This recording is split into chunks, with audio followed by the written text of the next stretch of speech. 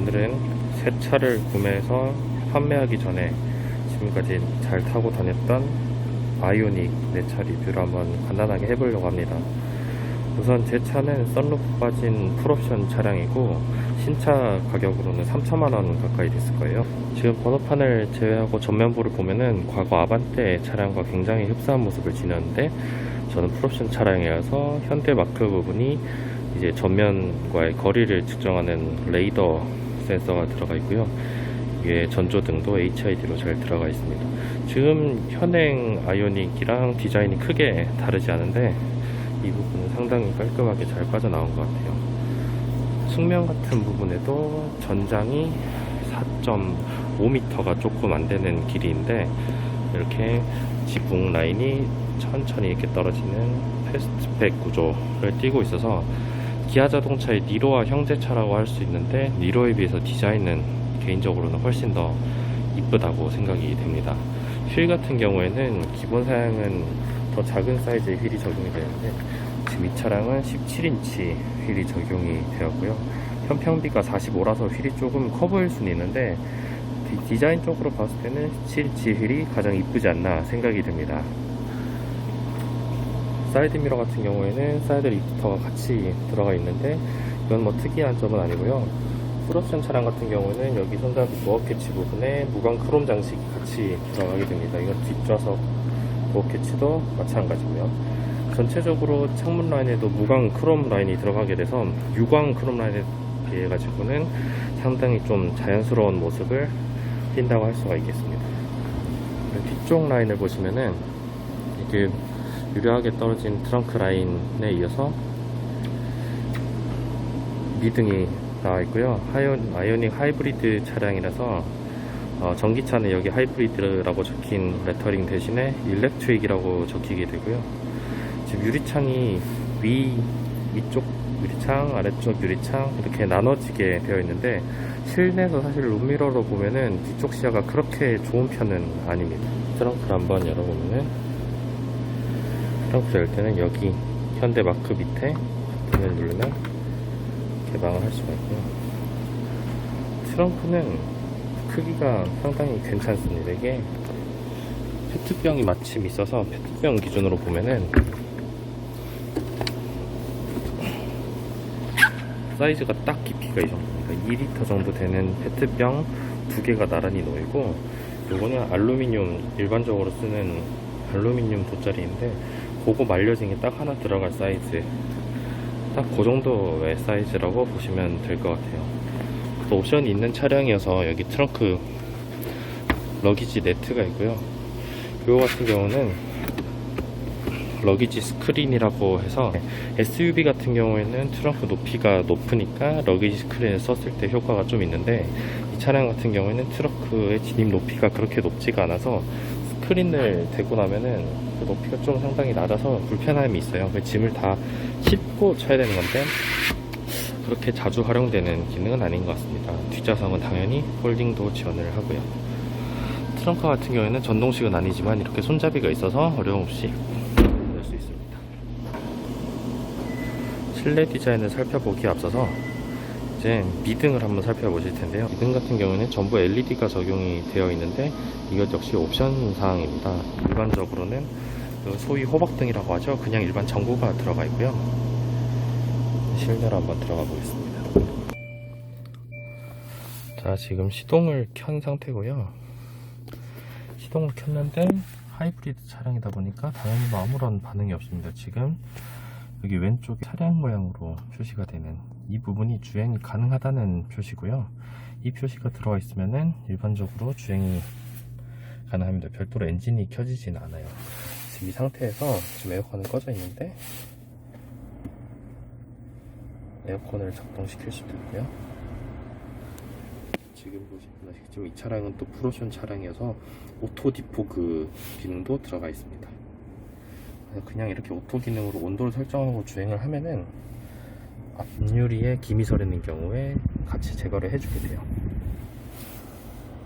여기 드라이브 온리라고 되어 있는 거는 하이브리드 차량만의 특이점일 텐데요. 하이브리드 차량 같은 경우에 아무래도 연료 효율에 초점을 맞추다 보니까 연료 효율을 위해서 에어컨을 좀 더 효율적으로 사용할 수 있게 기능이 되어 있고요.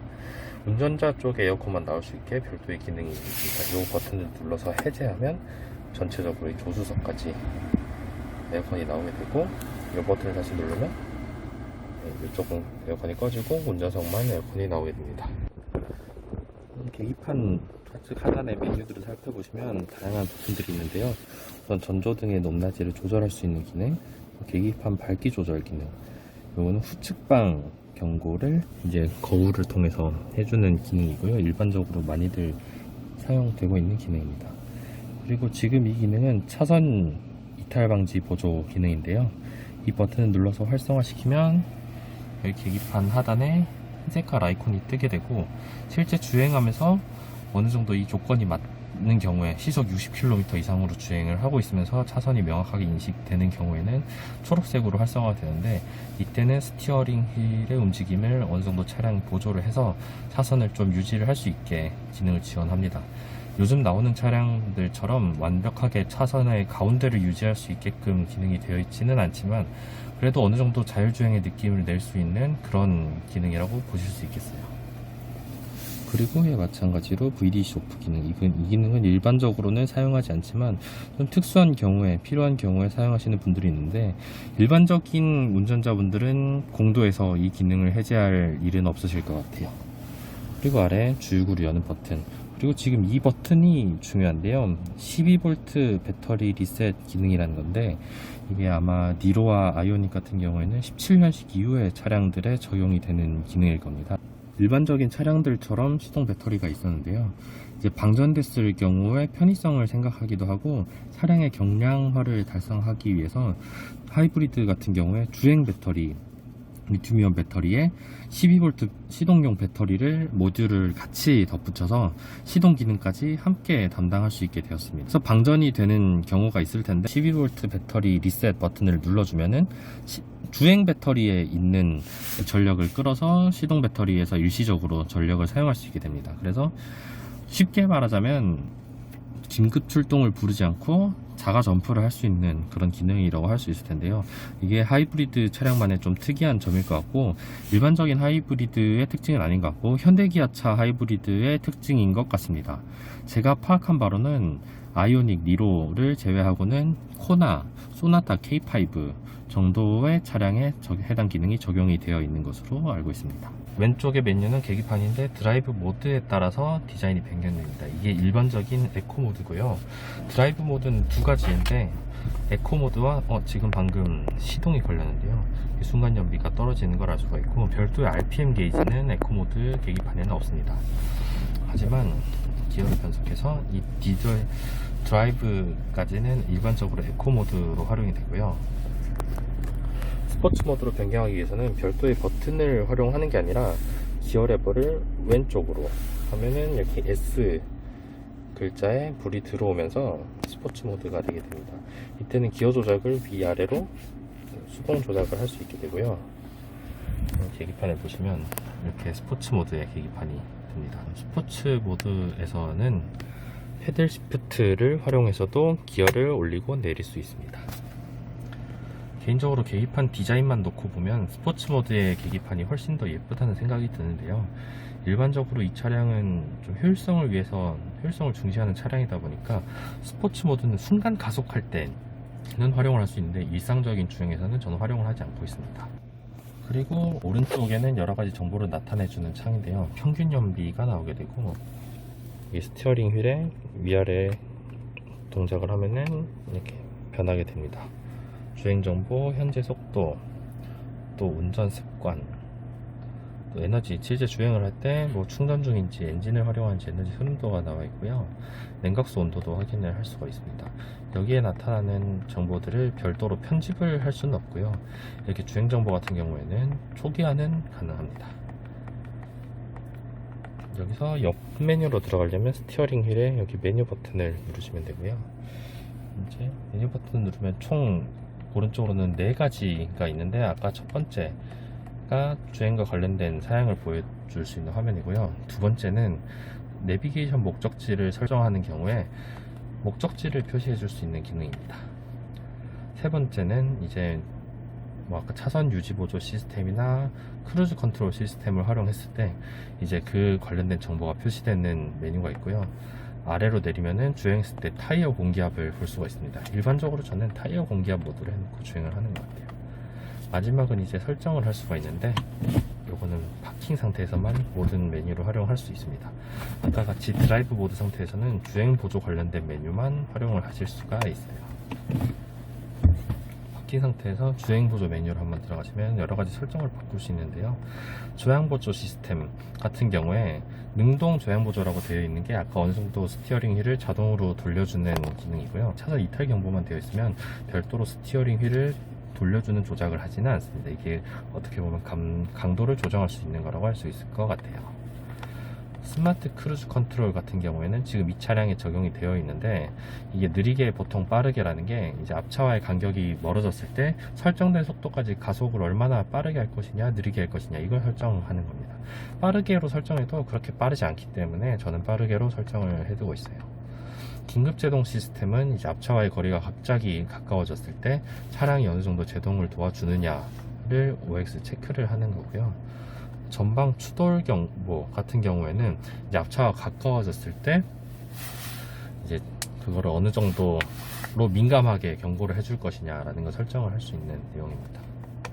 후측방 접근 경보는 이제 거울에 표시를 해주는 그 라이트인데 경보음이 울리게 할 수 있어요. 저 같은 경우에는 경보음이 너무 자주 울리는 느낌이 들어서 해제하였습니다. 또 고속도로 안전구간 자동 감속, 이 표현이 이렇게 되어 있는데, 크루즈 컨트롤을 예를 들어서 고속도로에서 120km 시속 120km로 설정을 했다 라고 하면 카메라 과속 단속 카메라 앞에서는 자동으로 속도를 줄여주는 기능입니다.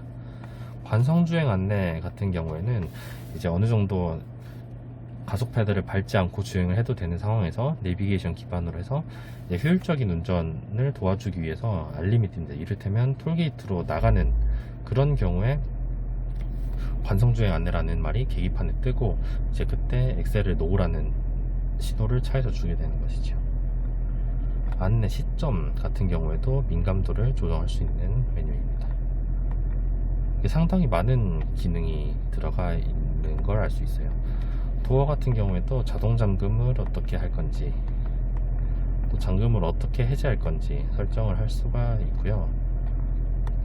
또 라이트, 사운드 편의, 이건 세부적인 내용 같은 경우에는 다 일일이 보지는 않도록 하겠습니다. 이게 자세한 내용은 매뉴얼에 다 나와 있을 거고요. 주행 보조 시스템이 좀 특이해서 하나하나 자세히 보게 됐어요. 하이브리드라는 메뉴에서는 현재 에너지 흐름도, 연비 정보 등을 살펴볼 수가 있습니다. 여기 자연의 소리라고 현대기아 자동차 최근 차량들에 탑재가 되고 있는 기능인데, 내비게이션 업데이트라니까 자연의 소리 기능이 추가가 됐어요. 눌러보시면은 많은 분들이 리뷰에서 보셨겠지만 숲, 파도, 비, 카페, 벽난로, 눈 밟는 소리, 이런 것들이 설정이 가능합니다. 물론 사운드도 조절이 가능하고요. 그리고 이 차량 같은 경우에도 음성인식 기능을 지원을 하고 있는데요. 어느 정도 음성인식이 잘 되고 있기 때문에 제가 한번 테스트를 해보겠습니다. 길 안내와 전화 거는 것 정도는 할 수가 있는데요. 길 안내 모드를 한번 해볼게요.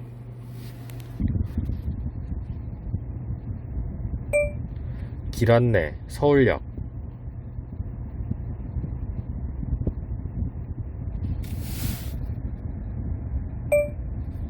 첫 번째. 이렇게 길 안내를 시작할 수가 있습니다. 기어 패널 주위에는 열선 시트 버튼 3단계, 통풍 시트 3단계, 열선 스티어링 휠 기능 있고요.